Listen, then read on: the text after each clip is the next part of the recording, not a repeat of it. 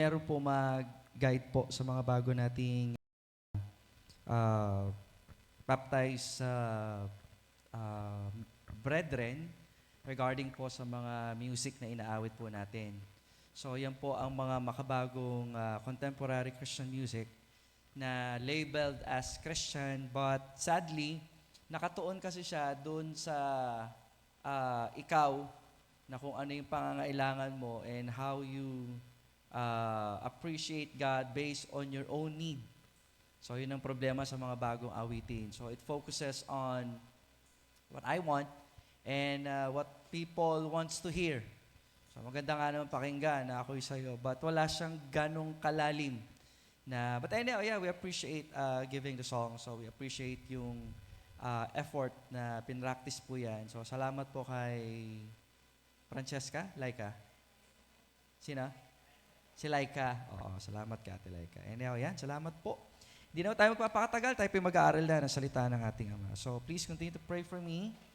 So ako po ay, ngayong Saturday, magiging speaker po ako ng isang anniversary dito sa may Naugsul Bible Baptist Church, or rather mission. Yan, so hindi ko malaman kung bakit ako ang napili. So nung tinanong ko, sabi niya na-invite niya na yung mga nasa paligid. Sabi ko, okay naman. Ayoko lang ganong marinig doon yung, wala na kaming choice, pastor, yung ating pong ganon. Para bang ano. But anyhow, yeah. Panalangin niyo po ako na maging pagpapala po sa mga tao po nandoon. So let's open the Bible and let's open it in Matthew chapter 14. Matthew chapter 14, reading from verse 22 hanggang verse 33. Ayan, Bible reading natin yan kanina lang. Okay, Matthew chapter 14, 22 to 33. Ganito po ang ating matutunghayan. Agad pinasakay ni Jesus sa bangka ang mga alagad at pinauna sa kabilang ibayo. Samantala, pinauwi naman niya ang mga tao. Matapos niyang paalisin ang mga ito, mag-isa siyang umakyat sa bundok upang manalangin. Nag-iisa siyang inabutan doon ng gabi. Samantala, ang bangka ay nasa laot, ngunit sinasalpok ito ng mga alon dahil pasalungat ito sa hangin. Na magmamadaling araw na, sumunod sa kanila si Jesus na naglalakad sa ibabaw ng tubig. Kinalabutan sa takot ang bawat alagad nang makita nilang may lumalakad sa ibabaw ng tubig. Multo, sigaw nila. Ngunit nagsalita agad si Jesus at sinabi sa kanila, "Huwag kayong matakot, ako ito." Sinabi ni Pedro, "Panginoon, kung talagang ikaw nga yan, papuntahin mo ako diyan sa kinaroroonan mo sa ibabaw ng tubig." Sumagot siya, "Halika." Mula sa bangka ay lumakad si Pedro sa ibabaw ng tubig papunta kay Jesus. Ngunit nang mapansin niya na malakas ang hangin, siya'y natakot at nagsimulang lumubog. "Panginoon, sagipin niyo po ako," sigaw niya. Agad siyang hinawakan ni Jesus. "Bakit ka nag-aalinlangan? Napakaliit ng iyong pananampalataya." Sinabi niya kay Pedro. Pagkasakay nila sa bangka, tumigil ang hangin at sinamba siya ng mga nasa bangka. "Tunay nga pong kayo ang anak ng Diyos," sabi nila. Tayo po'y manalangin. Muli, Panginoon, salamat po sa pagkabasa ng banal na salita. Dalangin po namin, Panginoon Diyos, ngayong gabing ito, na patuloy niyo po kaming samahan. As we study your word, Father God, open our hearts and our minds so that we may behold wondrous things out of your law. Lord, we pray na hindi lamang po namin ito basta mapakinggan, dumaan sa aming mga tainga, kundi higit sa lahat, ito po ay magkaroon ng ugat sa aming mga puso upang ito po ay aming pong maisabuhay. Upang ang buhay na inyong pong pinagkatiwala ay maging kaaya-aya po sa inyong paningin. Dalangin ko po, Ama, na samahan niyo po kami at hiningi po namin na patuloy ang banal na Espiritu ang malayang kumilos sa aming po kalagitnaan. Ito lang po aming dalangin at samo sa pangalan ni Jesus. Amen at amen. Maria po tayo po. The importance of faith in our obedience. The importance of faith in our obedience. Now, lahat ho ng taong nakakilala sa Panginoon, lahat ng taong iniligtas ng Diyos, mula sa kadiliman patungo sa kaliwanagan ay binigyan na ng bagong direksyon ng Panginoon. Amen po ba yan? It is from a negative one to a positive one. So from a life in which hindi mo alam kung saan ka patungo, buhay na magulo, hindi mo maintindihan, binago to ng Panginoon sapagkat ang sino man ang sumusunod kay Kristo ay hindi na lumalakad sa dilim, kundi bagkus lumalakad na sa liwanag. Ang buhay ng Kristiyano ay napaka-ganda kung iisipin. We are called to obey Christ so that we may continue in the life in which God has called us. Upang magpatuloy po tayo doon sa buhay na itinuturo niya po sa atin. Now, napaka-imposible na tinawag tayo ng Panginoon mula sa dilim, patungo sa liwanag, tapos pinalitan ng Panginoon ang ating identity, ang ating pagkakakilanlan. Ano na ngayon tayo? Tayo po'y mananampalataya, amen?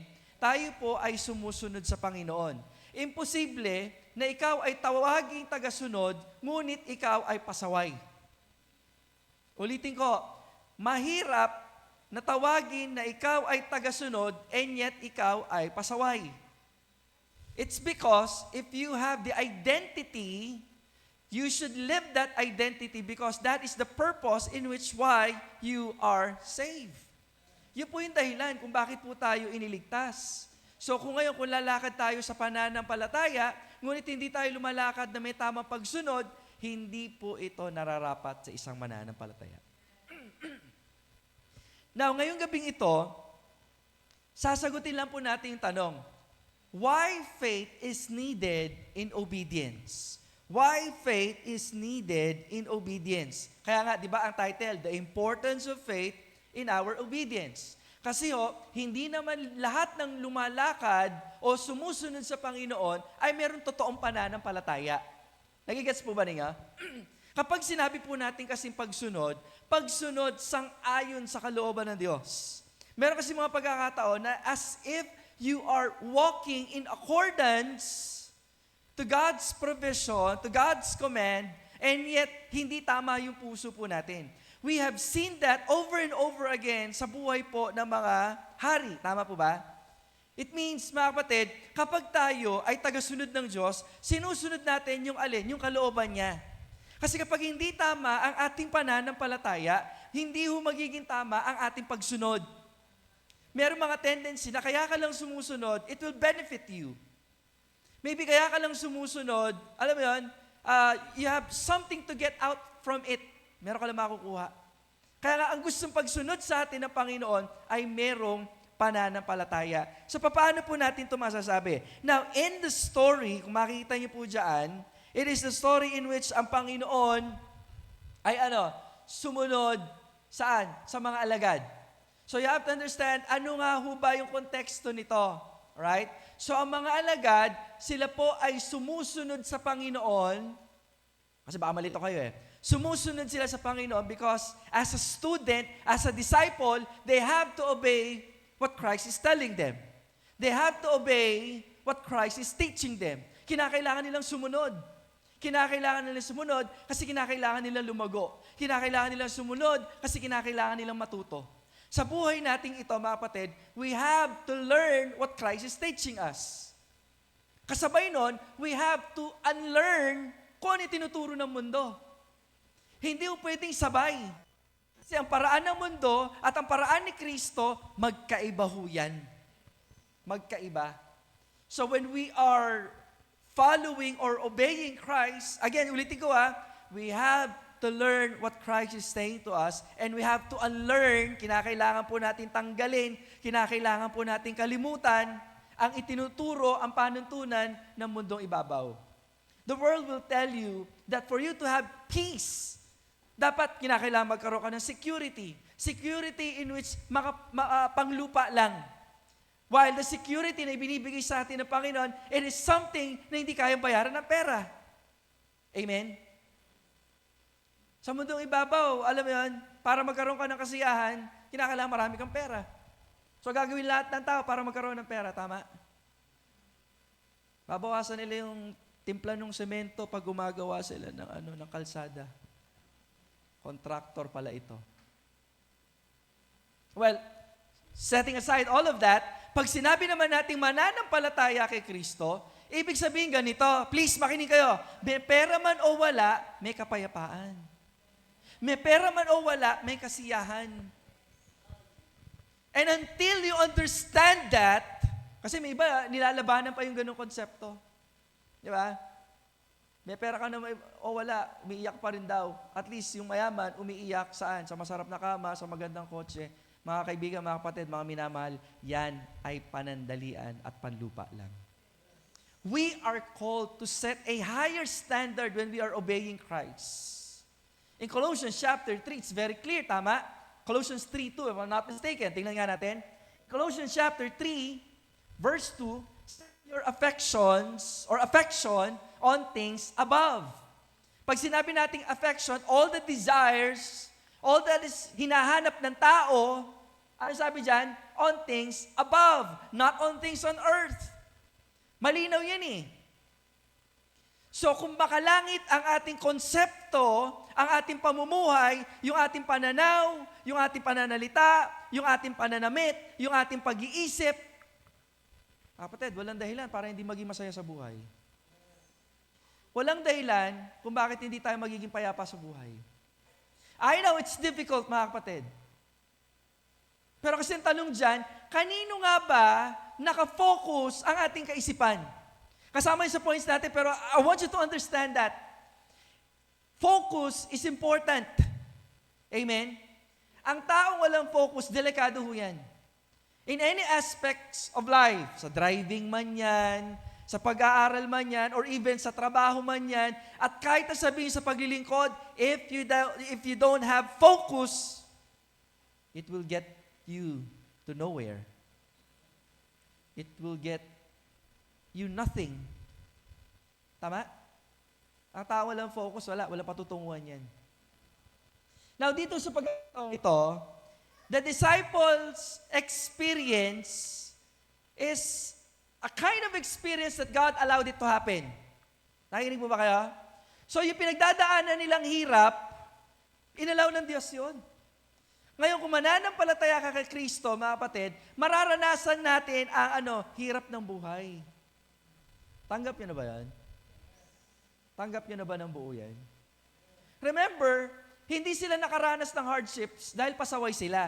In fact, baliktad. Ano po ba nangyari before ng kasong ito? Sila po yung nagpakain ng 5,000 people. No. 5,000 men. Setting aside the women and the children. 5,000 men. They are tired. Pagod sila. Nagigets niyo? Kumbaga, if we are following Christ, you will experience a lot of emotions. Nakikinig po ba kayo? Anong emotion nyo ngayon? Galit? Inggit? Lungkot? Takot? Pagod? I don't know if pagod is emotion, pero naniniwala din naman ako, kahit wala namang ginawa, pagod. Tama? Nakakatawang isipin, hindi, may taong ganun. Yung wala kang ginawa, pero at the end, parang pagod na pagod ka. Even though it is not exactly an emotion, pero mararamdaman mo yan. Kaya nga, sa paglilingkod po natin sa Diyos, mga kapatid, hindi ibig sabihin na masunurin ka, ay wala ka na mararanasang hirap. God loves you so much that even though nakakaranas tayo ng different kinds of emotions, sasamahan at tuturuan ka pa rin ng Diyos. Pangako niya yun eh. For my yoke is easy and my burden is light. Kasi ganito, kahit naman wala kayo sa Diyos, kahit naman hindi kayo Kristiyano, meron din namang hirap eh. May hirap. Ngayon, pipili ka ng mahirap na madali. Paano yun? Paano yung mahirap na madali? Mahirap, maging Kristiyano, pero dahil may Panginoon ka, dumadali. Merong iba parang, Pastor, kahit na Kristiyano ako, mahirap pa rin. Alam mo bakit? Nakadepende yan sa pagsunod ng may pananampalataya.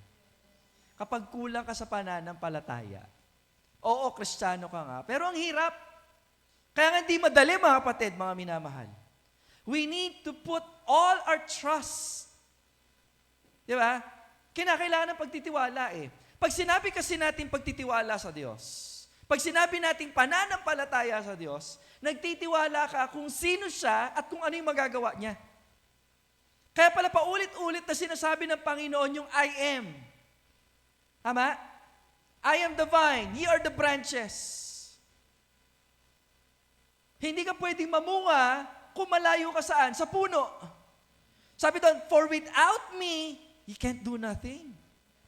Wala kang magagawa. So our effectiveness, our fruitfulness, depends on our faithfulness to God. Kinakailangan maging maliwanag po yun sa atin, mga kapatid. So dito again, we're looking at believers, followers of Christ, na sumusunod sa Panginoon. In fact, they're so good. Nagtiwala ang Panginoon sa kanila. O sige, mauna na kayo. Di ba? Alam mo bakit? May gagawin ng Panginoon. Amen. Siguro sabihin nyo, Pastor, hindi pa pwedeng paulanan na lang sila ng mana o ng something? Bakit kinakailangan pa nilang dumaan sa ganitong katinding testing o pagsubok? Again and again, ang buhay Kristiyano, we cannot fathom kung ano yung gagawin ng Diyos. And all we have to do is to obey and to follow Christ. Kasi sa ganung paraan, mga kapatid, dun lang malulubos yung buhay. Tandaan nyo nung naging Kristiyano tayo, si Lord yung Panginoon, hindi ikaw. Si Lord yun, hindi ikaw yung Lord. Kaya kinakailangan na nating surrender, yung angas mo, yung tigas mo, hindi ka uubra. Di ba? Hindi tayo uubra. So again, if we wanted to obey Christ, we should what? To apply faith. Kinakailangan nating isabuhay ang alin? Pananampalataya. Now, tatlong bagay na nais ko pong iwan sa inyo. Number one, okay, what makes our faith different or why faith is needed? Number one, it's because it will give us the meaning in times that we are tired. So that's point number one. Ulitin ko, it will give us the means or the meaning in times that we are tired. Now, tingnan po natin. Okay? So, nagpakain po sila ng ilang tao nga uli? 5,000 men. Nakakapagod ba yun? Sa totoo lang, ewan ko lang siguro sa mga kabataan, di nila naranasan to. Kung kayo magulang at magkaroon kayo ng bisita ng isa, dalawang pamilya, nakakapagod yun.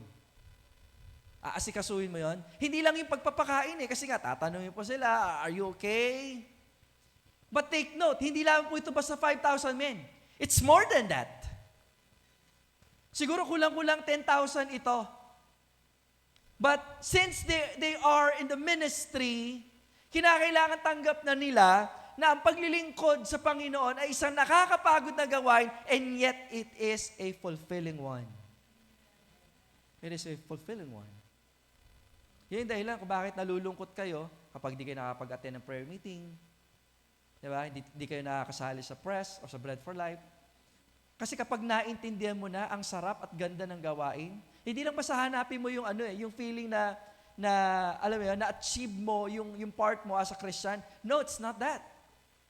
Okay? Hindi ikaw kasi ang nakasentro dun Ang tanong dito, napapasaya ba natin ang Panginoon? And if in your life, napapasaya mo ang Panginoon, hahanap-hanapin mo yan, tama? Amen? So doon nagkakaroon ng sense ang buhay ng isang mananampalataya. Now, hindi lamang yan. Okay? Tingnan pa natin Now, if you go to notice, check po natin. Alright? In verse 23. Okay? Matapos niyang paalisin ang mga tao, kasi nga, pagod na yung mga alagad Right? Can you imagine sino yung naiwan? Si Jesus. Wala mo lamang nagstay para lamang tulungan si Jesus. Okay? He's the one who dispersed the people. Diba? Kaya kailangan intindihan natin o maintindihan natin yung example ng Panginoon. So sabi pa nga dyan, mag-isa siyang umakyat sa bundok upang manalangin. Take note of that. That's a beautiful one. Kahit na nakakapagod yung araw na yon, it doesn't stop Jesus for doing God's will. Hindi lamang yan. Hindi niya napabayaan ang relasyon niya sa Panginoon. Kung tayo lang yun eh. Total, mag-serve tayo na. Bukas tayo na mag-pray. Nagigets niyo? And yet, it's a good example. Hindi niya pinabayaan yung relationship niya sa Panginoon. Actually, the true battle, the true ministry, hindi naman yung sa mga tao. It's your relationship to the Father. Amen? It's your relationship to the Father. Yan na ba natin dyan? Tapos sabi dyan, nag-iisa siyang inabutan doon ng gabi. Ang gandang example na naman uli. Diba? It doesn't matter kung may kasama siya o wala. Basta alam niya yung ginagawa niya para sa Ama, and He will do that even if nag-iisa na lang siya. Ang ganda nun. Ang ganda nun. Hindi tipo magkakatwirang ka, kahit na late na ako, kasi marami namang late eh. Tama? At ang masakit doon, hindi ka pa nasasaktan kapag sinasabihan ka ng ganun. Okay lang, kahit nakakatulog ako sa devotion, ginagawa naman ni Dennis yun eh. Yung ang hilig mo magturo ng iba. You see, when we are doing ministry, hindi ka nakatingin sa ibang tao. Because that's not how you win. Nakakita na ba ho kayo ng runner, ang tinitignan niya yung katabi niya, hindi yung end line. Takbo siyang gano'n, no? Hoy, nahuna ako. Hindi yun eh. The goal of our life is to finish the race. Kung may tumatakbo ang kasama o wala, it doesn't matter, basta ikaw, para sa Panginoon tong ginagawa ko. I mean, you are fixated on that. Okay, so tuloy pa natin kasi nga ang ganda lang kaya hindi ko pinalagpas. Right? So ngayon, sa verse 24, samantala ang bangka ay nasa laot na, ngunit sinasalpok ito ng alon, Tagalog na Tagalog, dahil pasalungat ito sa hangin. Tandaan nyo, hindi ito nagkataon lang. Tama? So sabi ng Panginoon, sige, mauna kayo. Right? Tapos nandoon na sila, sabi na natin, sa hindi malamang pagkakataon, parang merong mini storm, ewan ko lang kung mini ito or gigantic ito, but the fact na yung mga alagad ay nahihirapan, siguro some of them, alam mo yun, pagod na talaga eh. Di ba? Pagod na. Tapos naranasan pa nila ito. Actually, it's a test of faith. Amen? Naranasan nyo na ba yun? Yung tipong kagaling mo sa gawain, tapos may nangyaring hindi maganda, may nakabasag ng plato, pinutulang ka ng kuryente. Yung kulang na lang, makapagmura ka. Kung kailan ako galing sa gawain, ganito yung mangyayari. They are tired. In fact, ang sabi pa dyan, ano yung kasunod? Sabi pa dyan, nang magmamadaling araw na, sabi ng verse 25. So that is between 3 a.m. to 6 a.m. I don't know if that is the 6th hour. Ano sabi ng King James? 6th or 9th hour? Sabi ng King James, sa verse 25. Sabi sa 25, tingnan nga natin sa King James. 4th watch. Ayun. Okay, 4th watch. So meaning, dito yan, dito. Okay? Ay, baliktad, dito. Yung ano niya, yung sa orasan. So from 3 a.m. to 6 a.m. In short, mga kapatid, pagod sila, puyat sila, basa sila. Diba? Can you imagine that? So you see, those are sometimes hindrances na ginagawa nating alibay kung bakit hindi tayo makalakad ng maayos sa Panginoon. Nakikinig ba kayo? Are you listening to me? Again, if these things happen, mga kapatid, kailangan ng pananampalataya because that's the only means, alright? The only means for us, para sa atin bilang isang mananampalataya, para sa ganon, makasunod tayo sa Panginoon sa kabila ng kahit na minsan napapagod na ho tayo. Kasi sa paglilingkod, hindi nyo maaalis po yan. Yung mga di inaasahang pangyayari, hindi nyo humaiaalis yan. So in short, mga kapatid, our response, our reaction to every situation can be determined. Depende yan kung gaano kalaki o kaliit ang iyong pananampalataya. Kaya nga, it's either you are driven by faith or you are driven by emotions. Nakikinig po ba kayo? Mga kapatid, para sa atin lahat ito. Sa atin lahat ito. So if you are bombarded and somehow you are so overwhelmed by every emotions na nangyayari sa iyo, tanungin mo, nasaan ang pananampalataya mo? Kahit ano pa yan, galit, takot, lungkot, inggit, and yes, even pagod. Tandaan nyo, inaalaw to ng Panginoon para sa ganon, lumitaw o dapat palitawin ang pananampalataya ninyo. Madali? Hindi siya madali. Pero, yan lang ang tanging paraan para mabuhay tayo ng may katatagan at may kalaguan sa ating pananampalataya. Because if you don't, anong sabi ni Albert Einstein? Uulit at uulit lang yan. Okay? Uulit. Si George Santayana pala ang nagsabi nun. Si George Santayana. Sabi doon, if understanding is void, ignorance is perpetual. He who does not learn from the past is prone to repeat it. Uulitin mo lang yan.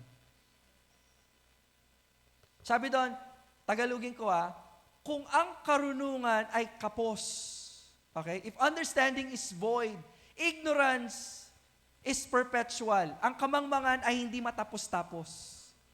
Siya na hindi natuto sa nakaraan ay sigurado niya itong babalikan. Nakikinig mo ba kayo? So if you are overwhelmed by emotions at hindi mo pa rin natututunan yan, paulit-ulit ka dyan hanggat hindi mo yan natututunan.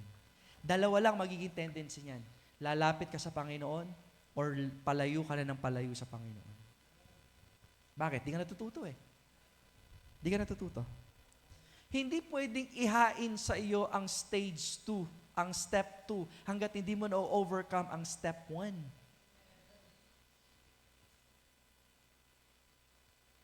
Si God, hindi yan kagaya ni DepEd. Pag hindi marunong magbasa sa grade 1, papasa sa grade 2. Si Lord hindi ganon. Kinakailangan mo yung matutunan. Kinakailangan mo yung matutunan. Because life in Christ is a walk that is fulfilling. Diba? Fulfilling ang naglilingkod sa ating Panginoon. So, kinakailangan sa ating paglakad, kinakailangan ng pananampalataya. Pangalawa na kinakailangan nating maintindihan, it will give us the message of hope even in the face of danger. That is point number 2. Kanina, it will give us the means in times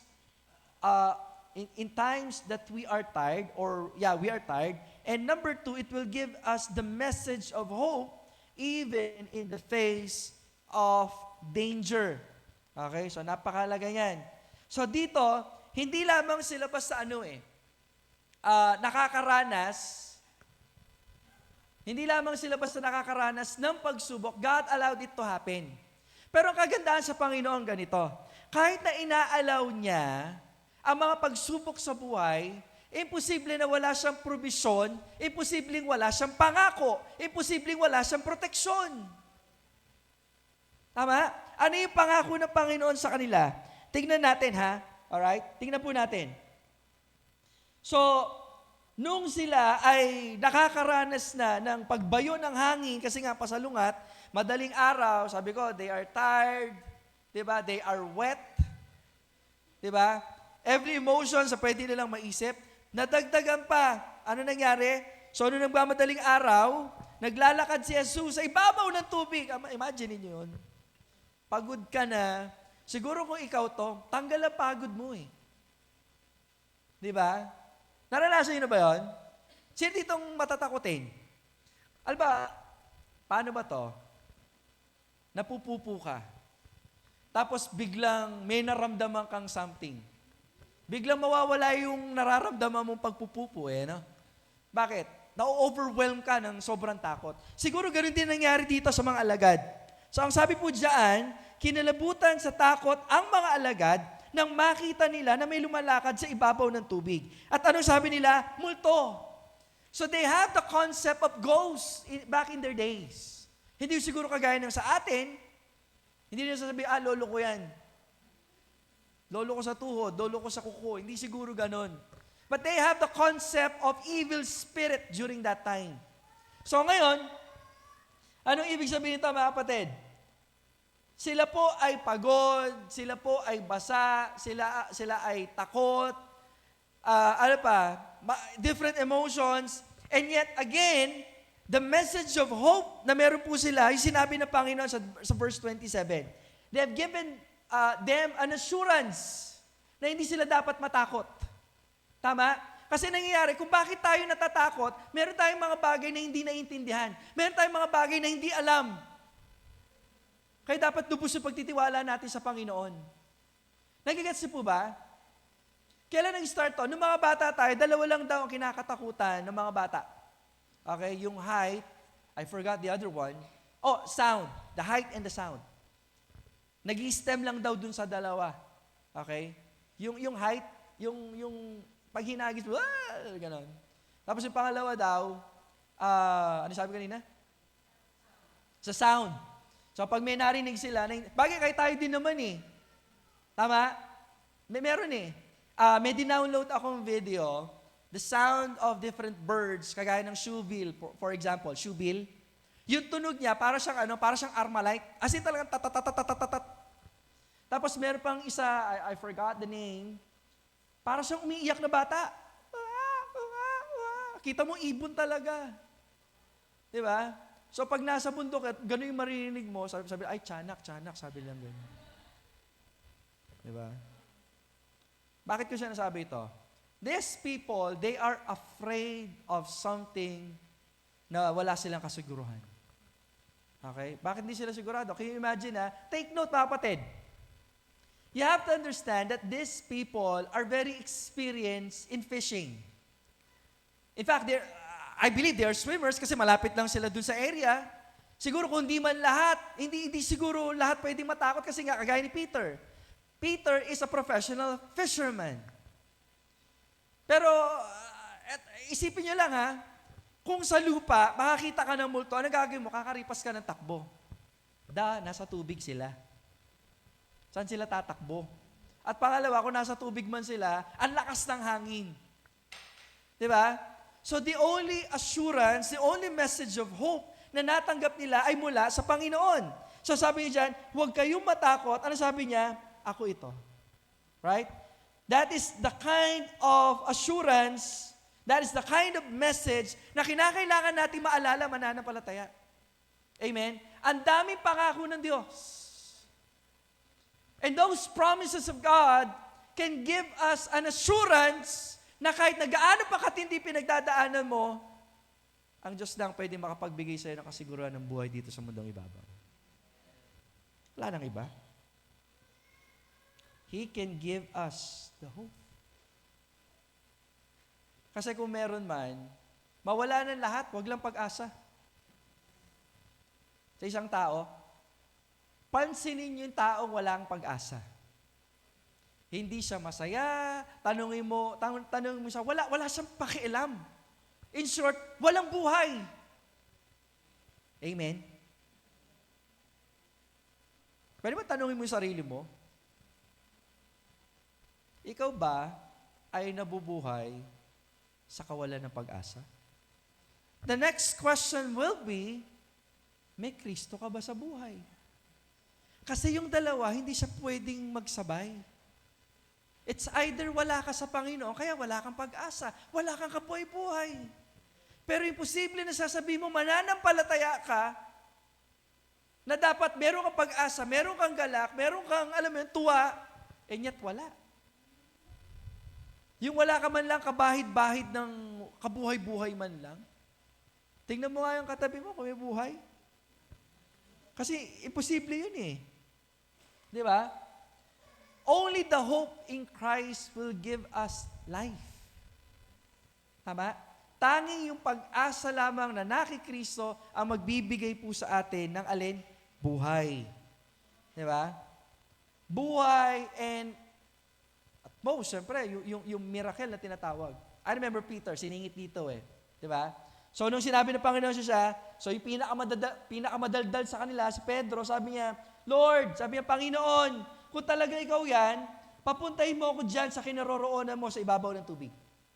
Ayun ay, ba't Colossians yan? 28, Matthew 14:28. Sabi niya, kung ikaw yan, papuntahin mo ako dyan sa kinaroroonan mo sa ibabaw ng tubig. Di ba? Ano po nangyari? Sabi ng Panginoon, halika, pumarito ka. Or lumapit ka sa akin. So, nangyari, 29, mula sa bangka, lumakad si Pedro sa ibabaw ng tubig. Nakalakad siya sa pamamagitan ng pananampalataya kay Kristo. So the only way for us to obey Christ and to experience the miracle, the victory, pananampalataya. Pananampalataya. Ano po nangyari sa kanila? Or rather, ano nangyari sa kanya? So nakapaglakad siya. Siguro habang naglalakad siya, siguro iniisip niya, nako, itong record na to, forever na to, nasa aking resume. The first person who walks in water. Ganda. Kaso bigla sumabit. Di ba? Yung pananampalataya na dapat nakafocus sa Panginoon na ibaling sa iba. Magandang paalala din ito sa atin. Sa paglakad natin sa Panginoon, sa paglilingkod natin sa Panginoon, sa trabaho man, sa paaralan man, yes, and even in the church. If we remove our focus to Christ, that's the beginning of our defeat. Yun ang pasimula ng ating pagkatalo at ng ating paglubog. Amen? So habang naiinitan na kayo at pumapaypay na kayo dyan. Okay, tuloy po natin. So huwag kayong magala, sadali lamang po tayo. So again, so that is the time na nagiging victorious tayo if we obey with faith in Christ. Right? So pangatlo, at dito tayo magwawakas. Okay? It will give us the right map to guide us in the right direction. It will give us the right map. Okay? The right map to guide us in the right direction. Okay? Pag sinabi nating map, it's a device in which mahanap natin kung nasa saan tayo at saan tayo pupunta.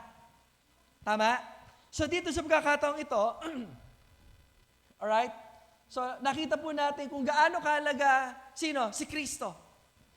Because only Christ can give us what? The right direction. Wala nang iba. Huwag ka na maghanap. Kahit nagaano kagaling, baliwala yan. Kahit nagaano pa yung lakas mo, baliwala pa rin yan. Sabi sa Isaiah, even eagle, sabi yung ganon, even the youths, manghihina yan.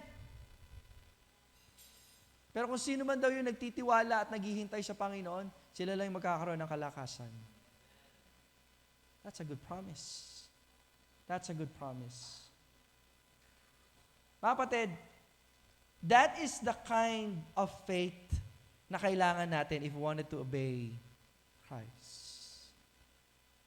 Kasi lahat naman tayo gusto natin sumunod But sadly, our obedience is so short, it is so limited kapag hindi tayo marunong lumakad sa pananampalataya.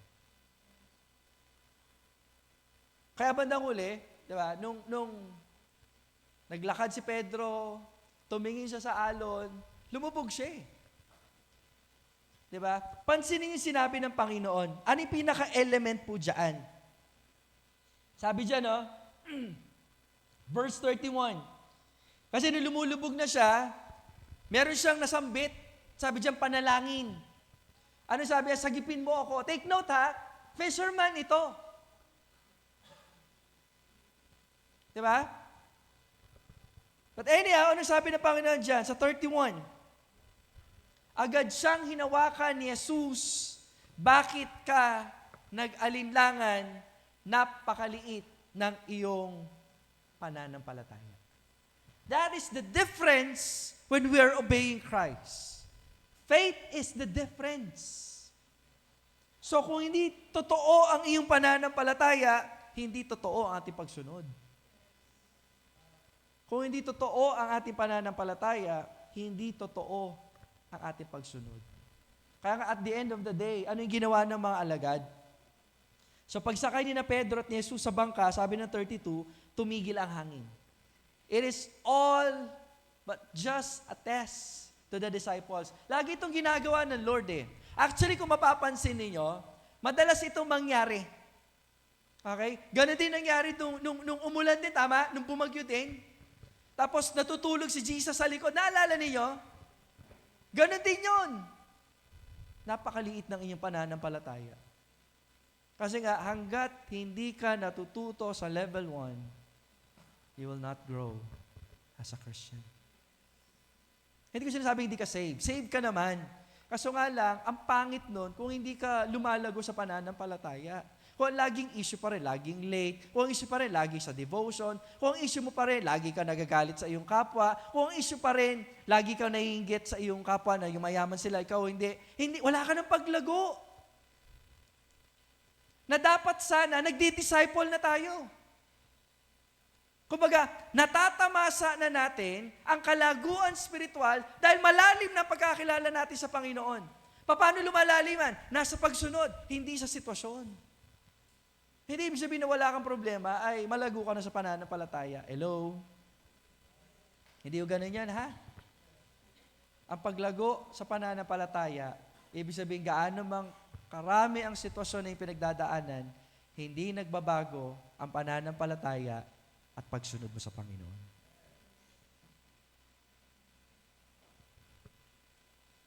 Gaano katotoo kaya ang inyong pakikinig ngayong gabing ito? Our faith is the only thing na pwede magpasaya sa Panginoon.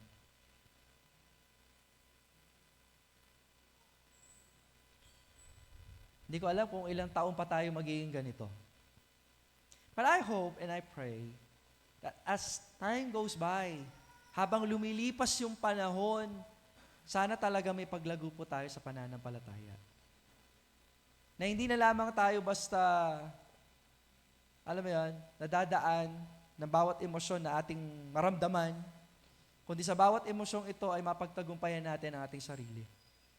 Na ang ibig sabihin, may tunay na paglago sapagkat ang ating pagsunod ay hindi nakasalalay sa ating nararamdaman, kundi sa ating pagsunod sa pananampalataya sa Panginoon.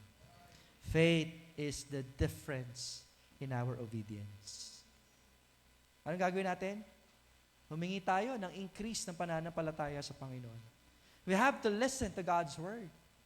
We have not just to react on every situation that we have. Kung magre-react ka man, tanungin natin lagi, Lord, ano po ba ang gusto mong gawin ko? Kailangan yun eh. Our reaction, refocusing sa pananampalataya, minsan, kung bakit nawawala, sa iba kasi nakatingin. So, bukod sa pagre-react, we need to refocus our lives to God. Ano pa? Hindi lamang po tayo basta magre-react, hindi lamang tayo basta magre-refocus, we need also to reflect.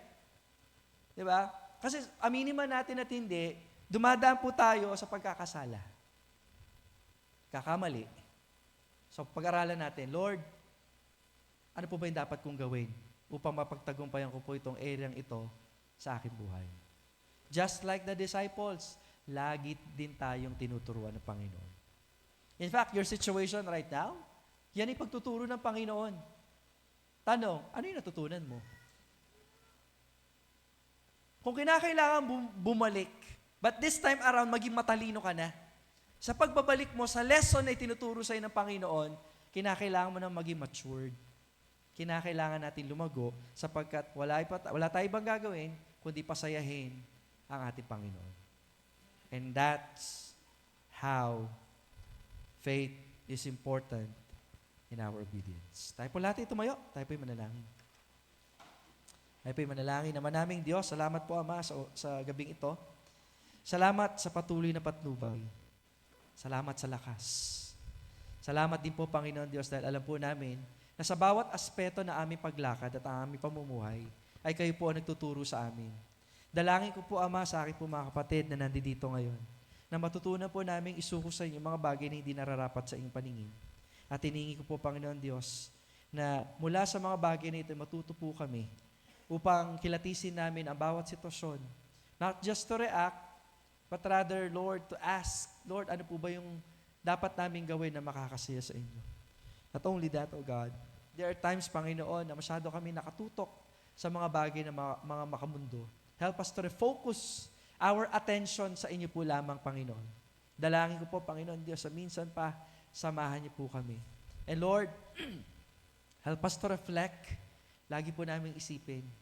Lord, hindi po kami dapat mag-focus lang sa mga bagay ng mga makamundo, kundi isipin namin kung paano pa namin kayo mas mapapasaya habang kami ay lumalakad sa mundong ibabaw. Salamat po ng marami, Ama. Dalangin ko na minsan pa, ang pangalan mo lang may taas. Ito po ang aming isama at dalangin sa pangalan ni Jesus. Amen and amen. Salamat po. Magandang gabi sa ating lahat.